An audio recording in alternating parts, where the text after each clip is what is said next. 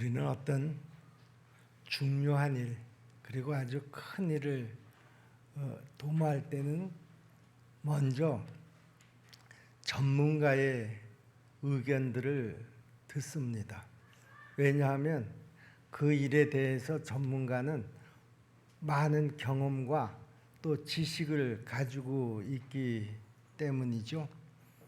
우리가 신앙생활을 하면서 또 말씀을 들으면서 제일 힘들어하는 일이 한 가지 있습니다. 그것은 바로 전도입니다. 설교를 할 때도 전도에 대한 설교를 할 때 반응이 제일 시원찮습니다. 또 실제로 성도들이 다른 것은 내가 다 하더라도 전도는 내가 잘 못하겠다 하는 것이 일반적인 그 성도들의 생각입니다. 왜 그렇습니까? 전도는 어렵다 이렇게 생각하기 때문에 그렇습니다. 또 자기 나름대로의 경험과 판단을 가지고서 지레 이것은 나하고는 잘 맞지 않는 일이다 이렇게 또한 생각하기 때문이라는 것이죠. 이럴 때 우리는 성경 속에서 전도에 대해서만은 누구보다도 아주 탁월한 경험과 또 지식을 가지고 있는 전문가의 말을 한번 들어보는 것도 필요한 일이다 그렇게 생각을 합니다. 그렇다고 하면 우리가 성경에서 그 전도 전문가를 한 사람 불러서 이야기를 들어야지 될 터인데요. 누가 가장 적합할까? 사도 바울이 가장 적합한 전도의 전문가다 그렇게 생각을 합니다.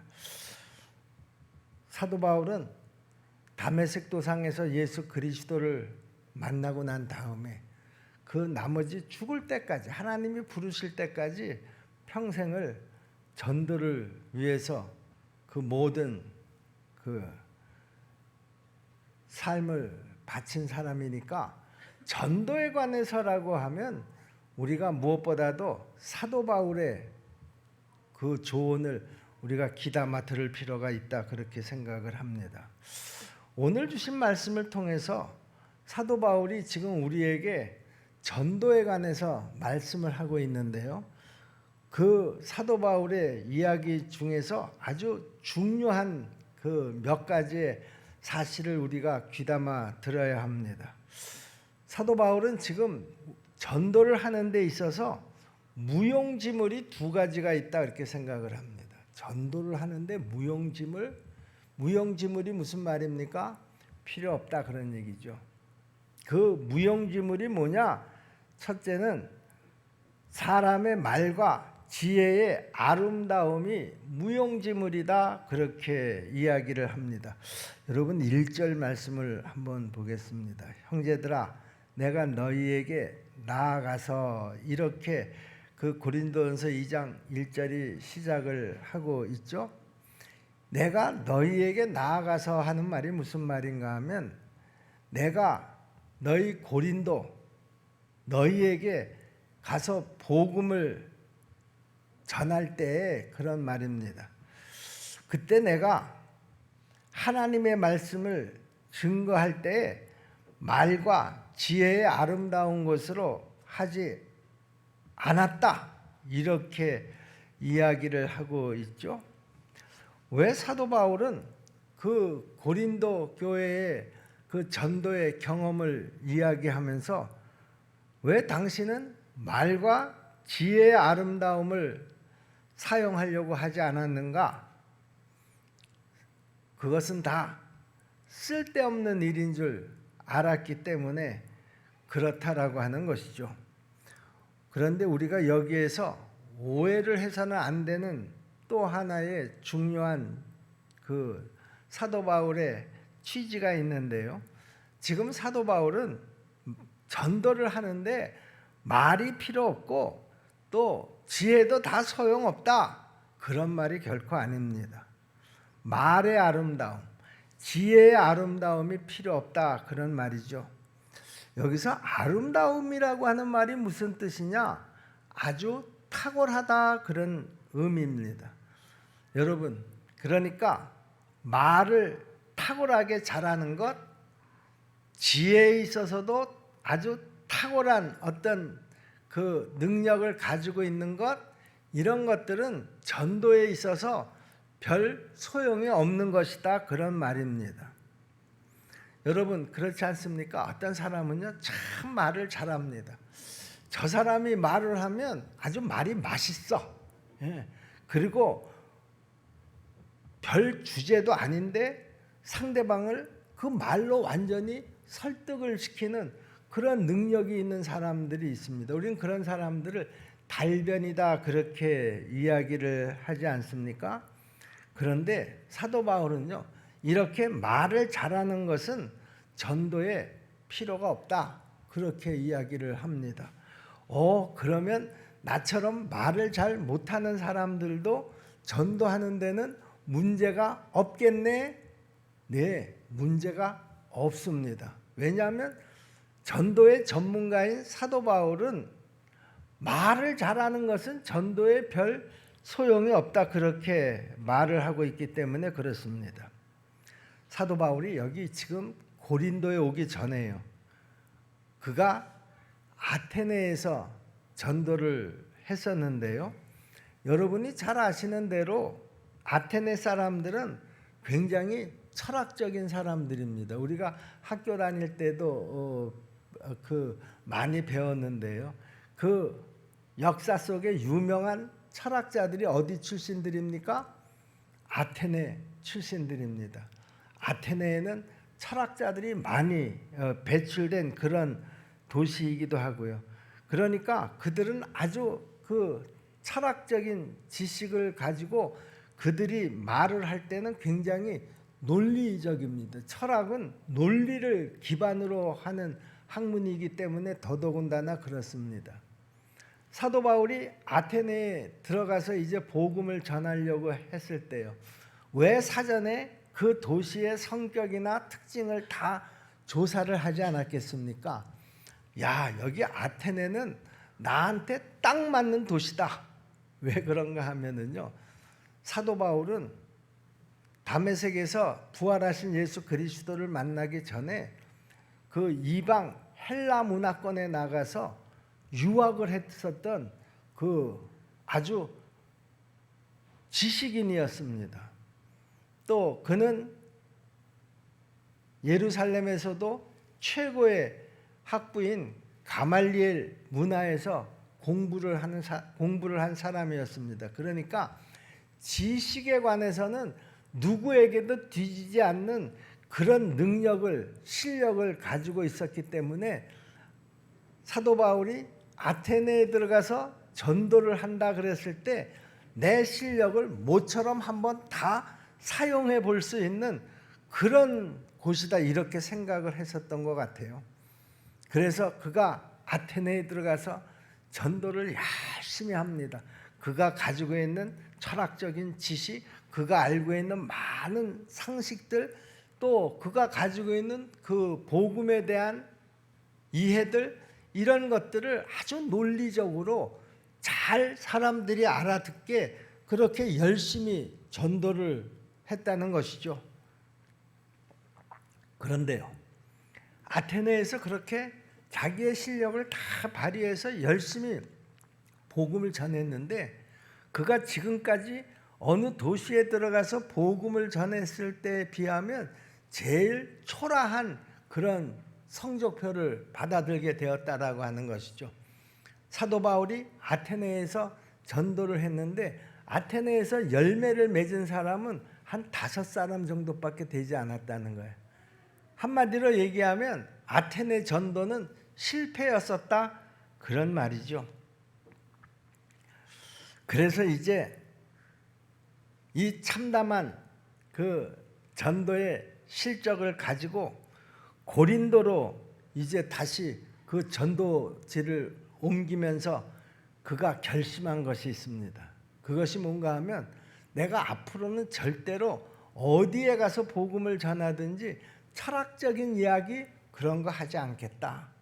내가 알고 있는 어떤 세상적인 지식 그런 것도 이야기하지 않겠다. 나는 오직 복음만 이야기하겠다. 이렇게 결심을 했습니다. 여기 4절 말씀을 한번 보겠습니다.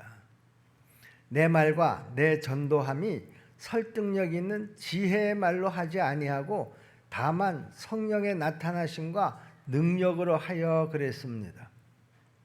나는 이제 절대로 말과 지혜의 탁월함을 가지고 전도하지 않겠다.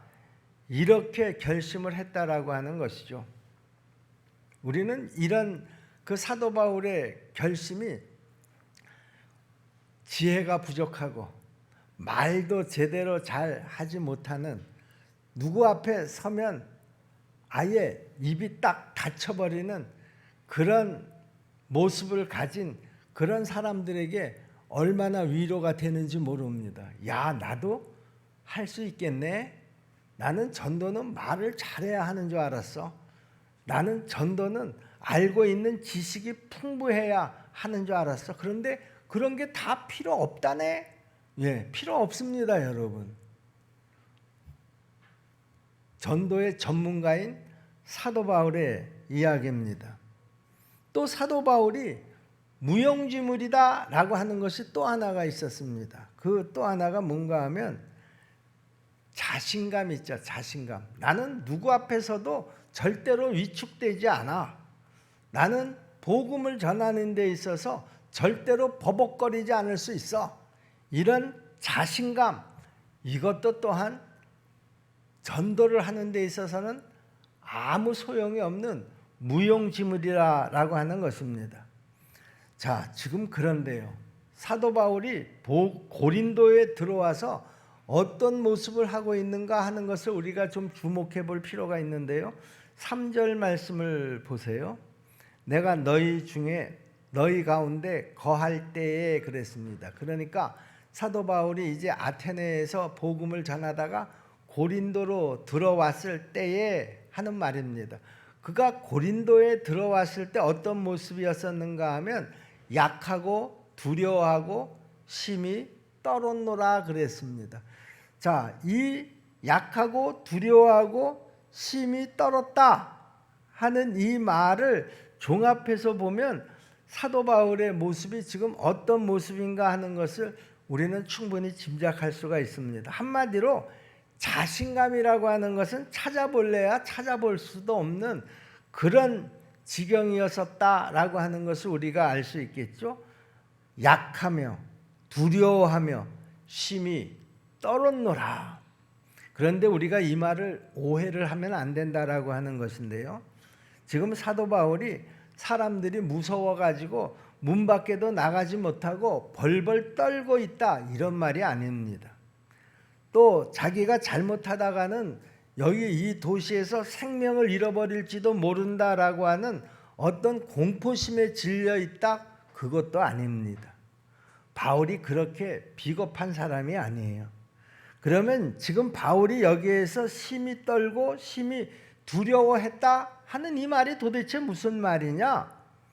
여러분, 이 고린도라고 하는 도시는요, 로마 제국 가운데서도 아주 악명이 높은 그런 도시였습니다. 항구 도시입니다. 항구 도시니까 무역을 하기 때문에 돈이 넘쳐나는 그런 도시입니다. 또 뱃사람들이 많이 드나드는 도시고요. 이러다 보니까 자연히 그런 도시의 특징이 있습니다. 그것은 도덕적으로 굉장히 질이 낮은 그런 도시다 그런 말입니다. 사람들의 윤리의식도 아주 희박한 곳이다 그런 말이죠. 그런데 그 항구 도시의 특징이 있어요. 어느 도시나 다 이 항구 도시의 특징은요, 미신이 극성을 부린다라고 하는 거예요. 왜냐하면 배를 탄다라고 하는 것은요, 그 바다로, 그 미지의 바다로 나가서 항해를 하는 곳이기 때문에 어떤 일을 당할지 모르잖아요. 그러니까 항상 배를 타는 사람의 마음속에는 무언가 의지하는 것이 있어야 했기 때문에 뭐 어느 항구 도시든 항구 도시의 특징은 뭔가 하면 미신이 아주 극성을 부린다라고 하는 것이죠. 뭐 여기 인천도 마찬가지고요. 뭐 저 강릉이라든가 배가 드나드는 항구 도시에는 뭐 대단한 그 무당들이 항구 도시를 장악하고 있습니다. 그래서 어떤 때가 되면 뭐 큰 구판을 벌린다든가 그런 것들을 여러분 그 뉴스를 통해서도 많이 보셨으리라고 생각을 합니다. 자, 이렇게 도덕적으로 아주 질도 낮고요. 또 영적으로 캄캄한 이 도성에서 아직도 예수 그리스도의 이름을 한 번도 들어보지 못한 사람들이 살고 있는 그런 도시에서 지금 바울이 혼자 들어온 것입니다. 그런데 바울 혼자 무슨 힘으로 이런 그 도덕적으로나 여러 가지 환경에서 열악한 이 사람들을 상대할 수가 있겠느냐 그런 말이죠. 그러니까 사도 바울은 아테네에서 그렇지 않아도 그 복음을 전하는데 실패를 했는데 그 실패를 안고 지금 이 고린도에 들어왔는데 이 고린도의 환경은 아주 열악하기 짝이 없는 것이죠. 내가 어떻게 이 고린도 사람들을 상대로 해서 복음을 전할 수 있을까? 그렇게 생각을 하니까 자기 자신이 너무 초라하고 자기 자신이 아주 무능함 그런 것들을 느꼈던 것 같습니다. 그래서 사도 바울은 이렇게 결심을 했습니다. 내가 지금 이 고린도라고 하는 이 도시에서 많은 사람들을 구원을 해야지 되는데 나는 도대체가 지금 이 일에 적합한 사람이 아닌 것 같습니다. 이렇게 생각을 하니까 자신감이 하나도 없어지는 겁니다. 그래서 지금 사도 바울은 떨고 있는 거 아니겠습니까? 그러다가 결국 결심을 다시 합니다. 좋다. 내가 지금 기를 쓴다고 해서 되는 것도 아니고 자신감을 가지고 덤빈다고 해서 되는 것도 아니다. 그럴 바에는 내가 철저하게 죽자.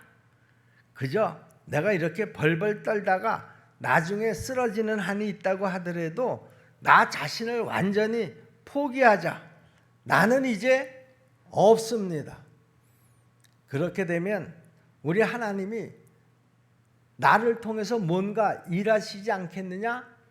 이렇게 철저하게 하나님을 의지하면서 이제 고린도 복음 사역을 시작하기 시작했다라고 하는 것입니다.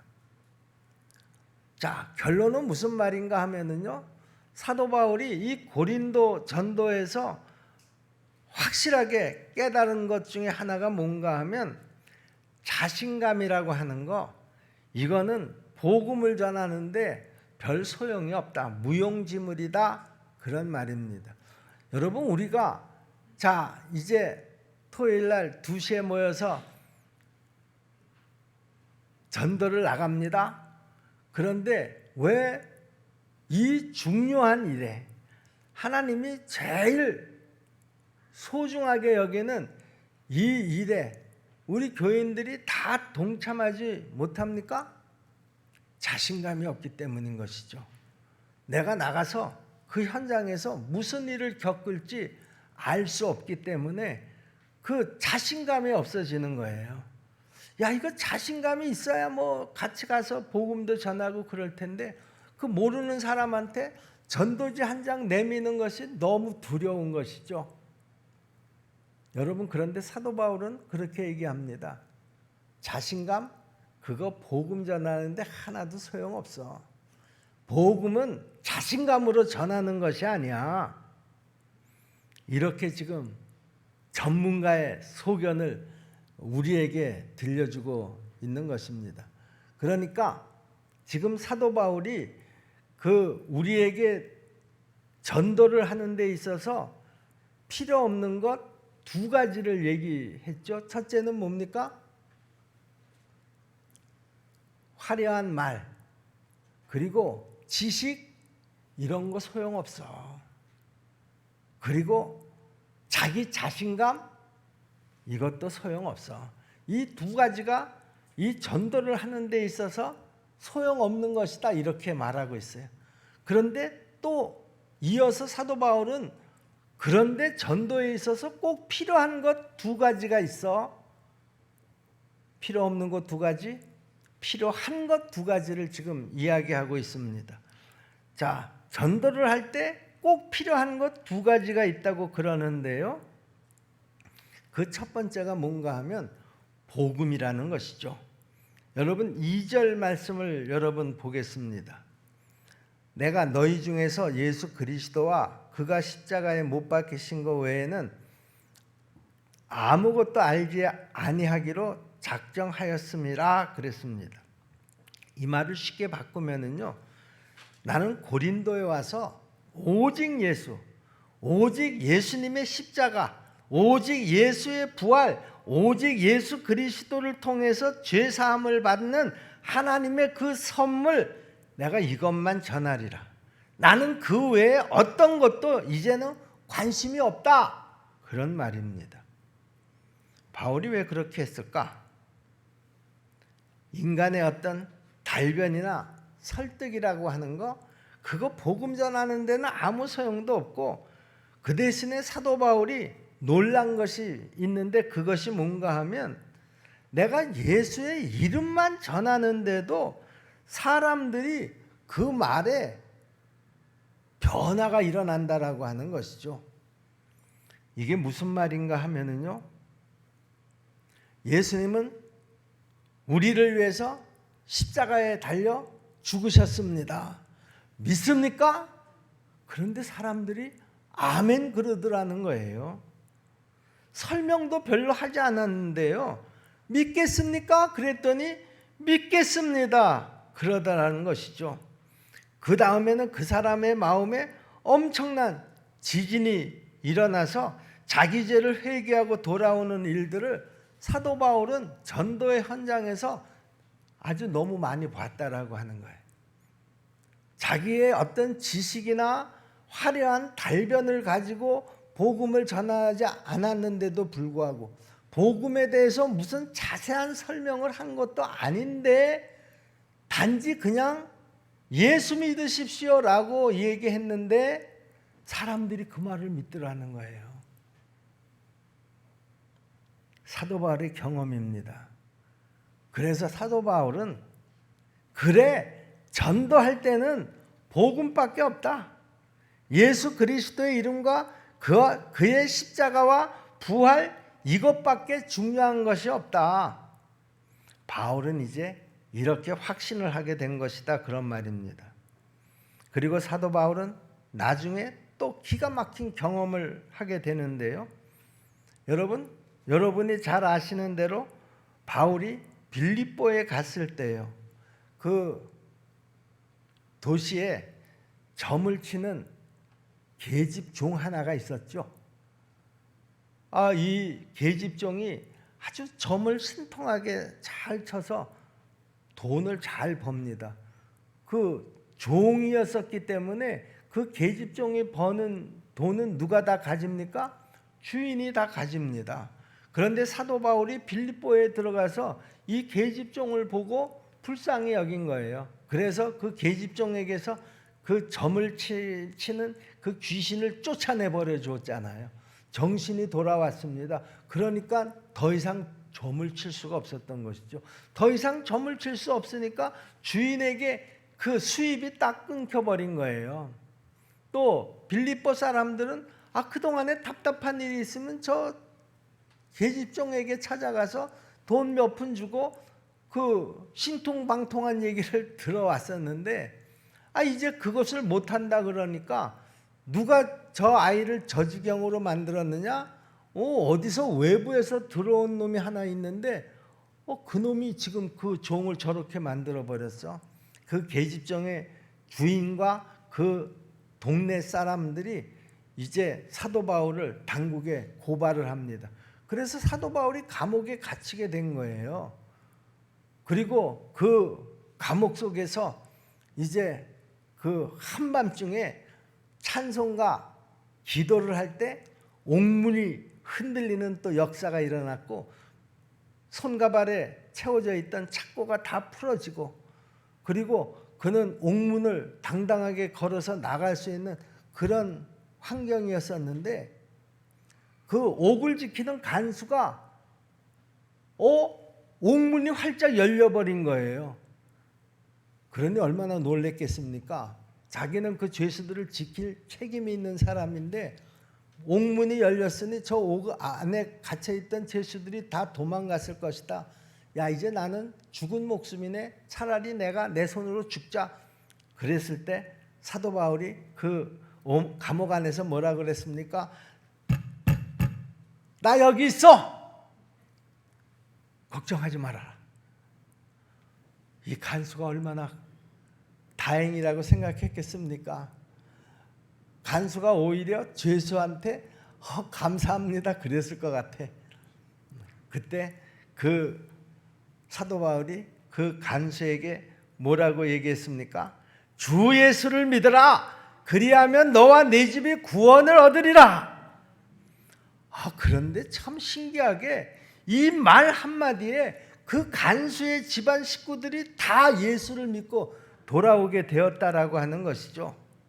그리고 빌립보에 하나님의 교회가 새로 세워지는 아주 새로운 역사의 전환기를 마련하게 되었다 그런 얘기예요. 이 간수의 집이 빌립보 교회에 이제 시작이 되었다 그런 말이죠. 여러분, 복음에는 이렇게 능력이 있는 줄로 믿습니다.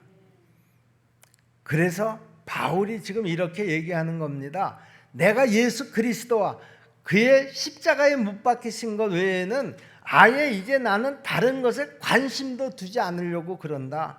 나는 이제 더 이상 다른 말은 하고 싶지도 않다. 나는 오직 복음만 전할 것이다. 지금 그렇게 사도 바울이 이야기하고 있는 겁니다. 우리가 복음을 전할 때는요, 무언가 거기에 대한 설명을 잘 해줘야 상대방이 알아들을 것 같고요. 또 거기에다가 재미있는 어떤 이야기들을 막 덧붙여야 사람들이 더 관심을 가질 것 같아서 그래야 내 얘기를 들을 것 같지만 그래야 믿을 것 같지만은요, 실제는 그렇지 않더라는 거예요. 사실 여러분들도 어떻게 예수 믿게 되었습니까? 누군가가 여러분들에게 복음을 전했을 거예요. 그 여러분들에게 복음을 전한 사람이 복음에 대해서 아주 알아듣기 쉽게 자세히 잘 설명해 주었던가요? 아니요. 그렇게 설명할 수도 없고요. 그렇게 제대로 아주 자세하게 재미있게 설명해 주지 않았어도 예수 믿으세요. 그래야 당신은 구원을 얻습니다. 그냥 그 말 한마디에 끌려서 여러분들도 예수 믿게 된 거고요. 여러분의 부모들도 예수를 믿게 된 거고요. 그래서 여러분들은 오늘 이 자리에 나와 있는 줄로 믿습니다. 이것이 바로 복음의 능력이라는 거예요. 내가 복음을 전할 때 꼭 필요한 것은 바로 이것이라는 거예요. 무슨 다른 자세한 설명이나 군더더기 말이 많아야 사람들이 복음을 받아들일 것 같은데 아니라는 것이죠. 그렇다고 하면 나도 할 수 있겠네? 여러분 그런 생각 안 드세요? 아니 예수 믿으세요? 그 말 한마디면 된다고 하면은요, 나도 할 수 있겠네? 자신감도 필요 없다고 그랬으니까, 달변도 필요 없다고 그랬으니까 내가 그 말 한마디도 못하겠냐? 여러분 그 말 한마디도 못하는 사람이라고 하면 진짜 큰일이죠. 네. 자, 또 하나 전도를 하는 데 있어서 꼭 필요한 것이 있는데 그것이 바로 성령의 나타나심과 성령의 능력이라고 말하고 있습니다. 4절 말씀을 보세요. 내 말과 내 전도함이 설득력 있는 지혜의 말로 하지 아니하고, 그 다음에 뭐라 그랬습니까? 우리 한번 같이 읽어보겠습니다. 시작. 다만 성령의 나타나심과 능력으로 하여 그랬습니다. 다만 성령의 나타나심과 능력으로 전도를 했다. 여기서 성령의 나타남이라고 하는 것은요, 우리가 복음을 전하든지 설교를 들을 때 그 성령의 나타나심을 우리가 볼 수가 있습니다. 평상시에는 항상 졸든 사람입니다. 예배에 나와서도 이제 설교를 시작하기 전까지는 두 눈을 말똥말똥 뜨고 그 예배에 함께 하는 것 같다가 설교를 딱 시작을 하면 그때서부터 주무시기 시작을 합니다. 그리고 설교가 딱 끝나고 나면 또 고개를 바짝 들고 마지막 축도를 받고 돌아가시는 그런 분들이 간혹 있어요. 그런데 어느 날 이런 사람이요, 설교에 귀를 쫑긋하고 듣기 시작하는 거예요. 또 거기다가 설교를 듣다가 울기도 합니다. 두 눈에 눈물이 주르르 흐릅니다. 옆 사람은 지금 주무시고 계시는 설교인데 그 사람에게는 아주 특별하게 오늘의 말씀이 가슴에 꽉 꽂힌 거예요. 그래서 그 말씀에 감동을 받고 은혜를 받는 겁니다. 여러분, 이게 사람이 무슨 서로 짜고 할 수 있는 일입니까? 이게 무슨 사람이 조작을 할 수 있는 일이냐, 그런 얘기예요. 성령의 능력인 줄로 믿습니다. 성령께서 그 사람에게 그 시간 능력으로 나타나신 것이죠. 그 마음을 감동시킨 겁니다. 그리고 그 말씀이 믿어지게, 그렇게 들려지게 했다라고 하는 것이죠. 이것이 바로 성령의 나타나심이라는 것입니다.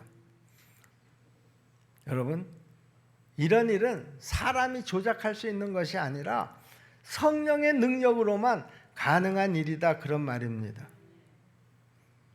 여러분, 우리가 복음을 전할 때요, 사람들이 그 복음을 믿는 것, 그 이유가 어디에 있습니까?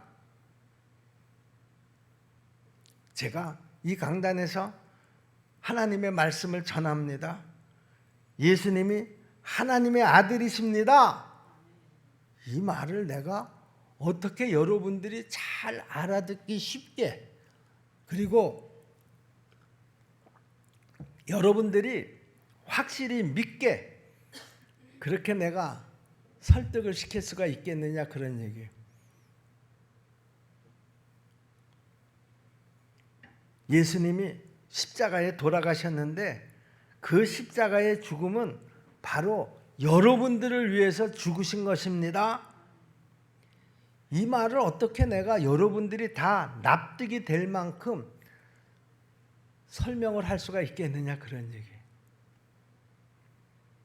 게다가 그분이 3일 만에 죄와 사망을 이기시고 부활하셨습니다. 내가 지금 요 말만 했잖아요. 여기에 대해서 무슨 내가 자세한 설명을 한 것도 아니잖아요. 또 지금까지 그래 왔습니다, 여러분. 그런데 여러분 마음속에 이 말을 들을 때마다 가슴이 뜨거워지고 아멘, 나도 모르게 그 소리가 탁 튀어나옵니다. 나는 믿습니다. 그 말 아니겠습니까? 예수 그리스도가 내 죄를 위해서 십자가에 달려 죽으셨습니다. 그 죄사함의 은혜를 믿는 자마다 구원을 얻는다라고 하는 그 말씀을 내가 믿습니다. 나는 그 사실을 믿습니다. 그래서 나는 구원받았습니다. 할렐루야! 하나님 감사합니다. 우리가 이렇게 고백할 수 있는 것, 이게 다 성령의 나타나심이라는 것이죠. 더 성령의 나타나심이 확실한 것은요, 무엇보다도 여러분이 지금 이 자리에 앉아 계시다라고 하는 거예요. 여러분이 지금 이 자리에 앉아 계신 것은 성령님의 역사가 아니면 어떻게 여러분들이 지금 이 자리에 앉아 계시겠느냐, 그런 말입니다. 성령의 역사인 줄로 믿습니다. 성령은요, 복음의 말씀을 듣는 자의 마음속에 믿음을 조금씩 싹 트게 하는 능력이 있는 줄로 믿습니다. 그러므로 진짜 믿음은 어떤 믿음이냐? 여러분 5절 말씀을 한번 보세요.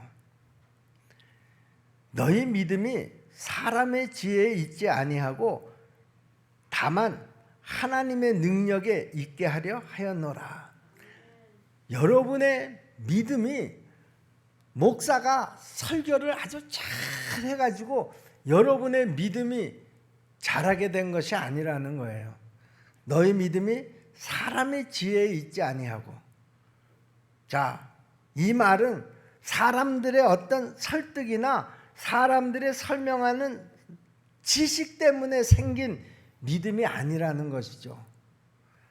그리고 다만 하나님의 능력에 있게 하려 함이니라 그랬습니다. 성령의 능력 때문에 여러분들이 믿게 되었다 그런 말입니다. 믿습니까, 여러분? 제가 설교를 잘해서 내 설교를 들은 여러분들의 그 마음에 믿음이 막 생긴 것이 아니라 내가 하나님의 말씀을 전하는 동안에 성령님께서 역사하셔서 여러분들 마음속에 그 믿음의 씨앗이 싹을 틔우고 조금씩 자라게 해서 여러분의 지금의 믿음이 있게 되었다 그런 말입니다. 이게 어떻게 사람이 할 수 있는 일이겠습니까? 그런데 이상한 것은요, 이 중요한 두 가지를 세상 사람들은 제일 우습게 생각한다라고 하는 것이죠. 고린도전서 1장 18절에 보면은 거기에 이렇게 쓰여져 있습니다. 십자가의 도가 멸망하는 자들에게는 미련한 것이요 구원을 받는 우리에게는 하나님의 능력이라 그랬습니다. 십자가의 도가 멸망하는 자에게는 미련한 것이다. 그러니까 믿지 않는 자들에게는 십자가의 도 그거 웃기는 얘기다 그런 얘기. 아니 저런 것을 믿어? 아 정말 불쌍한 사람들이네. 그렇게 여긴다라고 하는 것이죠.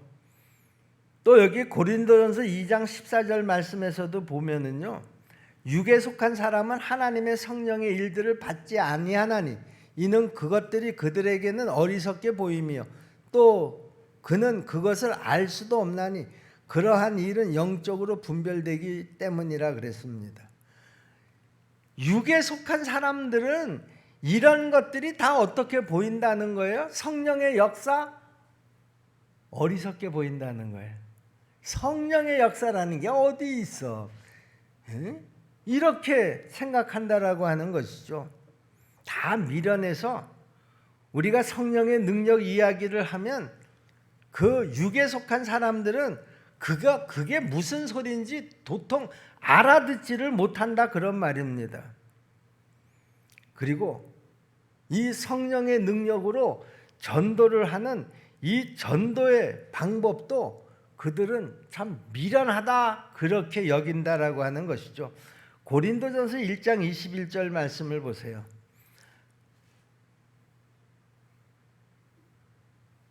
하나님의 지혜에 있어서는 이 세상이 자기 지혜로 하나님을 알지 못하므로 하나님께서 전도에 미련한 것으로 믿는 자들을 구원하시기를 기뻐하셨도다. 아무리 알아들을 만한 말로 설명을 해도 이 복음은 사람들에게 그런 방법으로 알아들어지지가 않는다라고 하는 것이죠. 이 복음이 사람들에게 그 알아들어지는 그것은 바로 세상 사람들이 미련하게 여기는 그 방법으로 세상 사람들에게 그 믿어지게 한다라고 하는 거예요. 그런 방법을 우리 하나님이 기뻐하신다라고 하는 것이죠. 그러니까 전도라고 하는 것은 하나님 보시기에도 참 미련하기 짝이 없는 방법이다 그런 말입니다. 하나님이 보시기에도. 그러니 뭐 사람들이 볼 때 얼마나 미련하게 보이겠습니까? 여러분 생각을 해보세요. 어떤 할머니가 그 전도 현장에서 그 전도지를 들고 아주 유식하게 보이는 사람을 붙잡고 선생님 예수 믿으세요. 만약에 그랬을 때에 그 사람이 그 할머니가 얼마나 우습게 보였겠느냐 그런 말이죠. 이렇게 전도지 한 장 한 장을 들고 이 사람 저 사람에게 그 전도지를 전했을 때 하루 종일 그 할머니가 그 전도지를 돌린다고 해서 몇 장이나 돌릴 수가 있겠고 그 전도지를 보고 몇 사람이나 하나님 앞에 돌아올 수가 있겠느냐 그런 말이죠. 얼마나 미련하게 보입니까? 여기 에덴 교회라고 하는 교회 여러분 아시죠? 거기에 진짜 전도를 많이 하시는 할머니 권사님이 한 분 계시다고 그럽니다. 저는 만나보지 못했는데요. 그 할머니는 항상 전도지를 들고 평일날도 이제 뭐 그 권사님이야 뭐 특별히 돈을 벌어야 되는 그런 상황도 아니고 하니까 항상 전도지를 들고 그 이 동네를 다 누비면서 그렇게 다닌다고 그래요. 그런데 그 권사님 할머니가 그 에덴 교회에서 전도왕이라는 것이죠. 예. 아니 어떻게 저런 할머니 권사가 그렇게 전도를 많이 할 수 있겠냐? 그거 우리 생각이에요. 우리가 보기에는 참 미련해 보이지만은요, 성령의 능력을 입은 그 권사님은요, 얼마든지 영혼을 하나님 앞으로 돌아오게 할 수 있다라고 하는 것이죠. 여러분, 세상 사람들이 우습게 보는 십자가, 우습게 보는 전도, 우습게 보는 성령, 그런데 이것이 전도하는 데 있어서는 필수 조건이라는 거예요. 여러분, 우리는 이것을 믿고 전도의 현장으로 나가야 한다라고 하는 것이죠. 그러므로 우리는 먼저 성령을 바로 알고 믿어야 합니다. 여러분, 성령이 누구십니까? 성령은 예수님을 능력 있게 하신 하나님의 영인 줄로 믿습니다. 하나님이 나사렛 예수에게 성령과 능력을 기름 붓듯이 부어주셨다, 이렇게 말씀하고 있습니다. 그래서 아무도 예수님을 이기지 못했던 것이죠. 마귀도 예수님을 이기지 못했습니다. 바리새인들도 예수님을 이기지 못했습니다. 나중에 돌멩이를 들고 달려드는 사람들도 예수님을 이기지 못했습니다. 이 말은 감히 예수님을 상대할 사람이 아무도 없었다라고 하는 것이죠. 그 풍채로 보면 진짜 보잘것 없는 그 예수님께서 어떻게 상대할 사람이 없을 정도였을까? 그것은 바로 예수님에게 성령님이 기름 붓듯이 부어졌기 때문이라는 것이죠. 성령이 누굽니까? 예수님을 죽은 자 가운데서 살리신 하나님의 영인 줄로 믿습니다. 죽은 자를 살리신 영입니다. 성령은 그리스도 안에서 역사하셔서 죽은 자들 가운데서 다시 그리스도를 살렸다, 이렇게 성경은 기록하고 있습니다. 성령이 누굽니까? 증인이 된 우리에게, 복음을 들고 나가는 우리들에게 권세를 주시는 하나님의 영인 줄로 믿습니다. 오직 성령이 너희에게 임하시면 너희가 권능을 받고 땅끝까지 이르러 내 증인이 되리라, 이렇게 말씀하신 것처럼 성령님은 우리를 능력 있게 만들어 주신다라고 하는 것이죠. 그러므로 이제 우리가 전도합니다. 그러면 이 성령이 말씀을 듣는 그들에게 역사하셔서 그들의 마음 문을 활짝 열게 하시고 결국에는 그리스도를 고백하게 만들 줄로 믿으시기를 바랍니다. 그러므로 우리는 이 성령의 은혜를 더 좀 사모를 해야 되겠습니다. 이 성령의 은혜를 사모하는 방법 중에 하나가 뭡니까? 더 간절히 기도하는 것입니다. 성경에 보면은요, 성령의 능력을 사모하는 자치고 기도하지 않은 사람이 한 사람도 없다라고 하는 것이죠.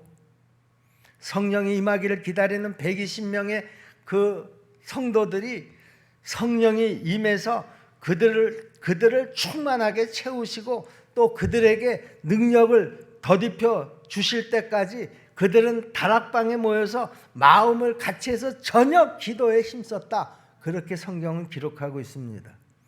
여러분, 기도하는 자만이 성령의 능력을 받는 줄로 믿으시기를 바랍니다. 그러므로 우리도 더 기도해야 합니다. 여러분, 다른 대안이 없습니다.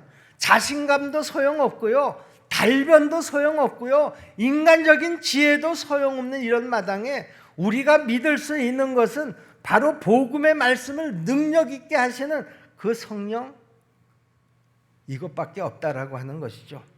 그러므로 우리가 더 기도해야 합니다. 여러분, 전도는요, 상대방과의 커뮤니케이션이 아닙니다. 상대방과의 소통이 아니에요. 전도는요, 전도는 영적 전쟁입니다, 여러분. 그러므로 우리는 무엇보다도 성령의 충만함을 잊기 위해서 열심히 더 기도해야 합니다. 우리의 씨름은 혈과 육에 대한 것이 아니요, 정사와 권세와 이 어두움의 세상 주관자들과 하늘에 있는 악의 영들에게 대함이라 그랬습니다. 그러므로 우리는 눈에 보이는 적하고 싸우는 것이 아닙니다. 눈에 보이지 않는 악령들과 싸우는 것입니다. 여러분, 이것이 전도라는 거예요. 그러므로 이 전도에서 우리가 이기려고 하면 우리의 힘을 가지고서는 절대로 이길 수가 없다라고 하는 것입니다. 우리가 복음을 들고 나갈 때 무엇보다도 성령의 능력이 나와 함께 해야 될 줄로 믿으시기를 바랍니다. 그러기 위해서 우리는 무엇보다도 기도해야 된다라고 하는 것이죠. 그래서 사도 바울이 뭐라고 그랬는지 아세요? 에베소서 6장 18절에서 이렇게 말합니다. 모든 기도와 간구로 하되 무시로 성령 안에서 기도하라 그랬습니다. 여러분, 여기에서도 보면 기도가 얼마나 중요합니까? 우리 모두가 기도해야 될 줄로 믿습니다. 우리는 매주 토요일 성령의 감동을 받은 사람들이 함께 모여서 기도하고 전도의 현장으로 나갑니다.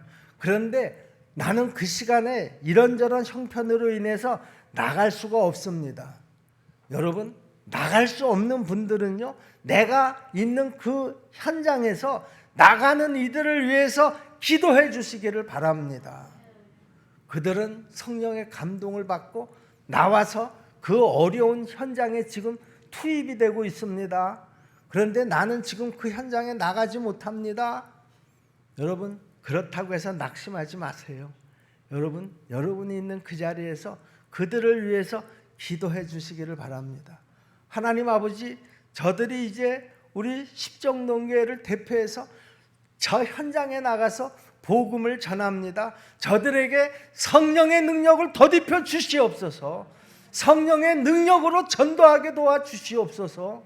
우리 십정동교회 전교인이 일부는 현장에 나가서 복음을 전하고 나머지는 다 어느 곳에 있든지 그 현장에 나가는 그들을 위해서 우리가 같은 시간에 간절히 기도한다고 하면 거기에서 놀라운 역사가 분명히 일어나게 될 줄로 저는 분명히 믿습니다. 여러분, 성령님이 역사하시는 복음의 능력을 여러분 정말 아시나요?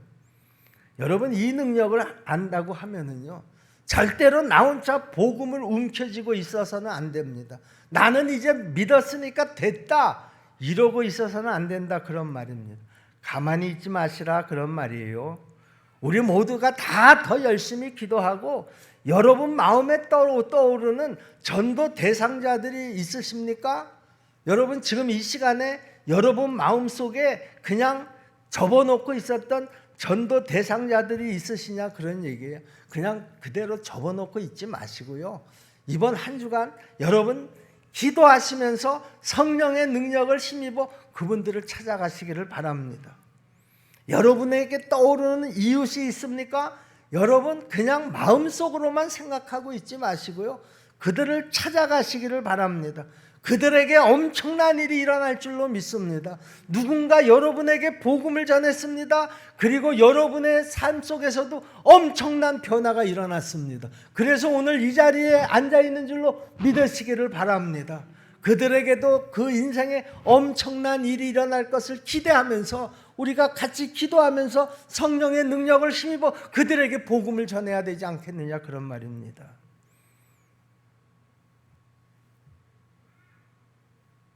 우리 십정동교회 성도 여러분, 우리 하나님이 나를 향해서 내가 가장 하기를 원하시는 일이 뭡니까?